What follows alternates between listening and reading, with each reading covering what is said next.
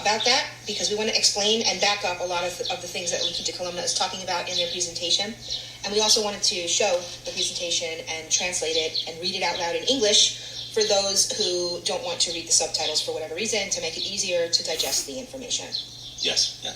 So first, I found this video because of a tweet from Maria Z, where she says, after scientifically observing what they call vaccines under the microscope, La Quinta Columna concludes humans have been injected with what they are calling a liquid interface, a massive implantation of the human species by another species, which they suggest are demons. And we're going to cover that too, right? They have compared an implant inside of a person who has experienced the alien abduction phenomenon and the COVID injection contents, and found the components to be the same. They advise the aim is to have control over the human head, or the brain, and the central nervous system, because it leads to, and I quote, demonic possession. We'll talk about that. They say 5G is essential to this control of humans through this demonic technological control. And there's a link to the video.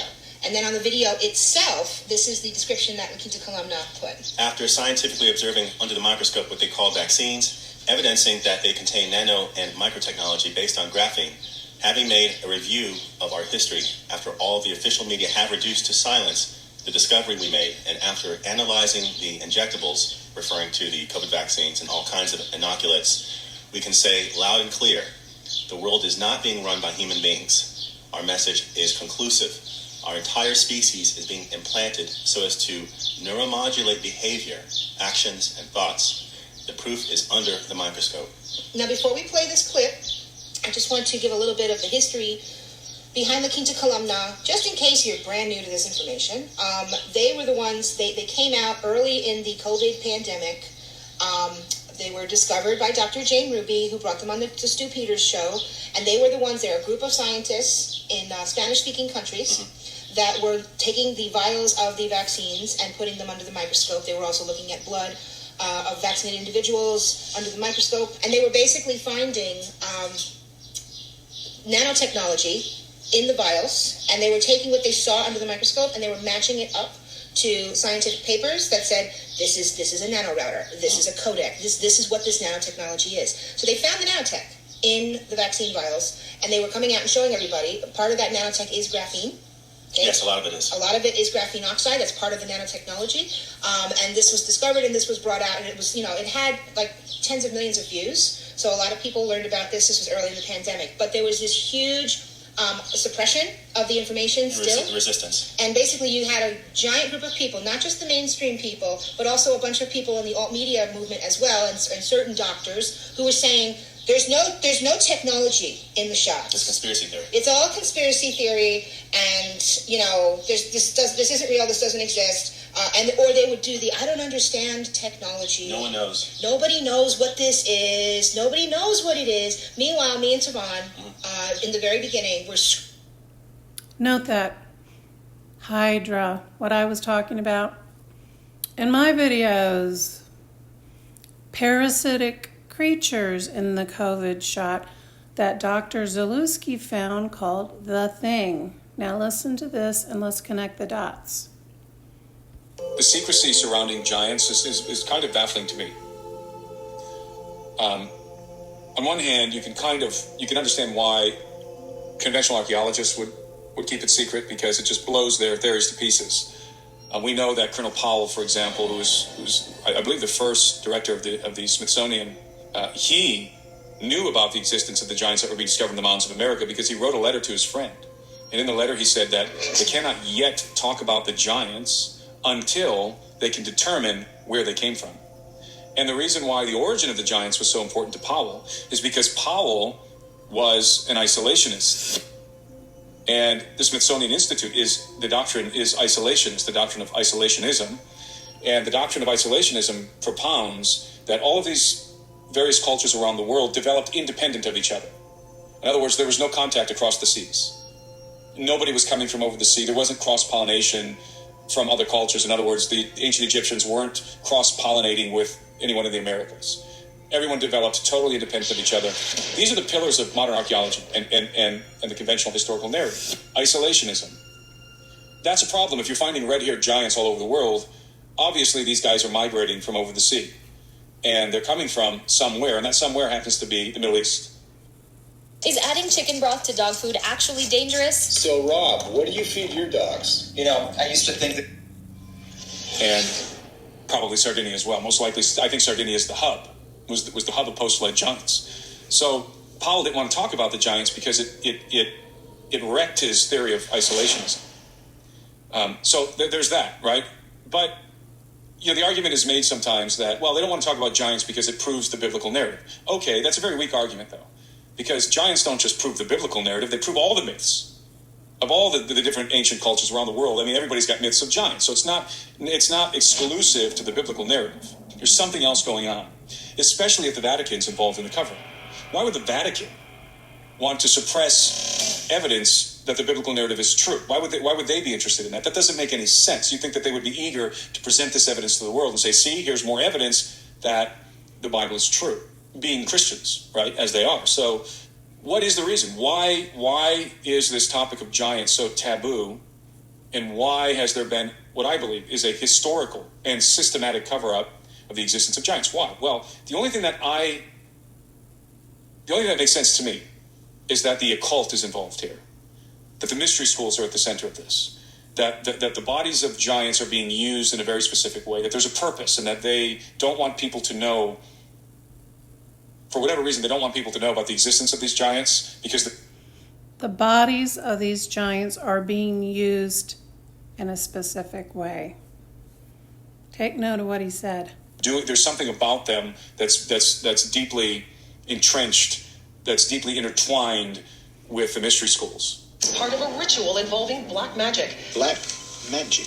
Black magic only works on the rookie. I mean, are they using the bodies for ritualistic purposes? Probably.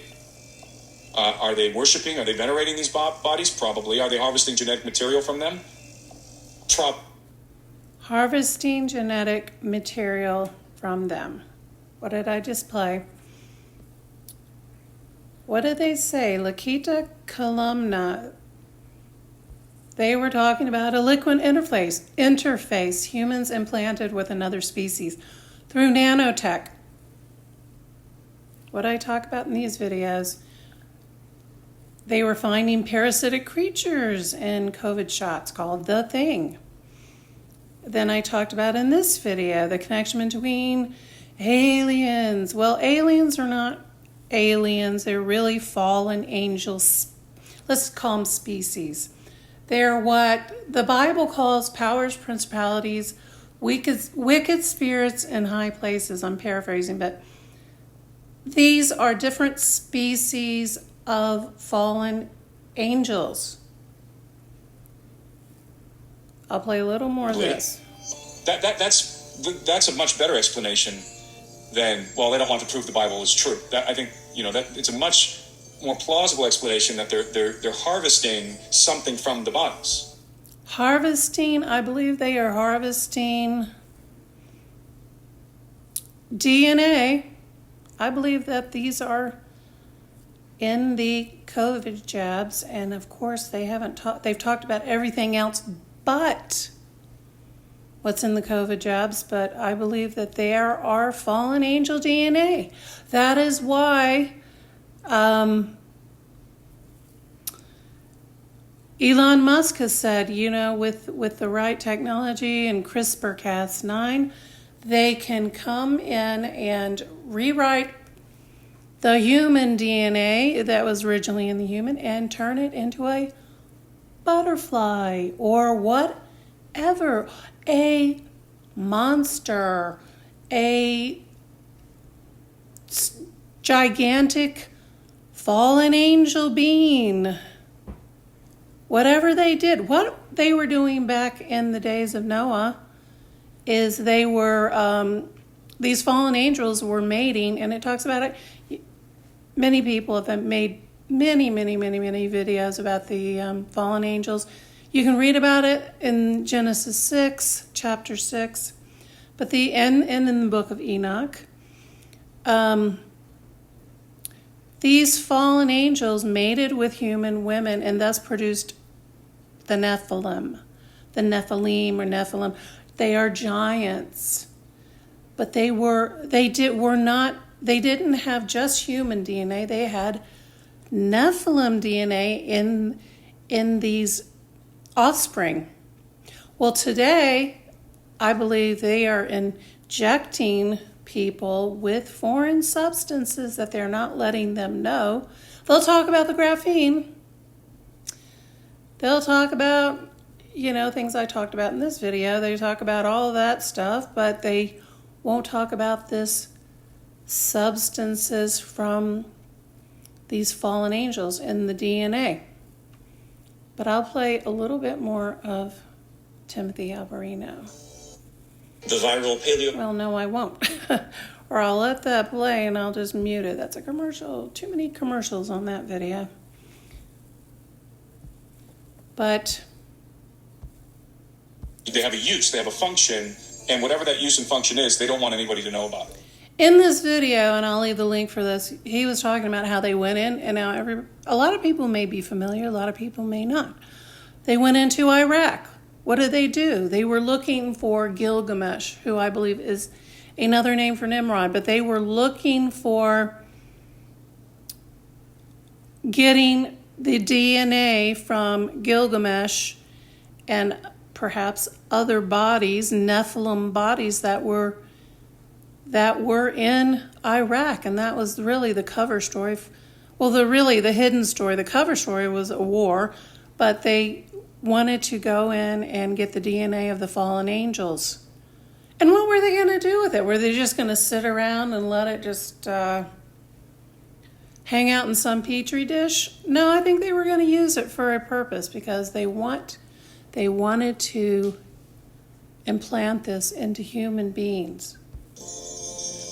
There's probably a black market that exists for these relics related to giants and other things as well, relics related in general to the antediluvian world, and oddities in general. I mean, out of place artifacts, rather. I know there's a black market for that. So, I suspect it's something to do with the occult. I suspect that the cover-up of giants, the primary reason, has much more to do with the mystery. No, not only that's a very important point, because not only if they have the Nephilim DNA in these concoctions, these witches brew, and the Nephilim were not human, they were superhuman. They were spiritual, fallen, angelic beings. Well, wouldn't it make sense if they would want to, and then also have the ability to do black magic and sorcery, because the word for pharmakia in Scripture is called sorcery. Well, yeah, if they have fallen angels, they can certainly transform through alchemic practices. They can certainly transform the DNA. So I think in not too long from now, we're going to be seeing some crazy creations being created, and then people are going to be told, you are a superhuman. That's why I believe it's called the mark of the beast, because you become a beast. And I'm going to end there. With that said, thanks for watching.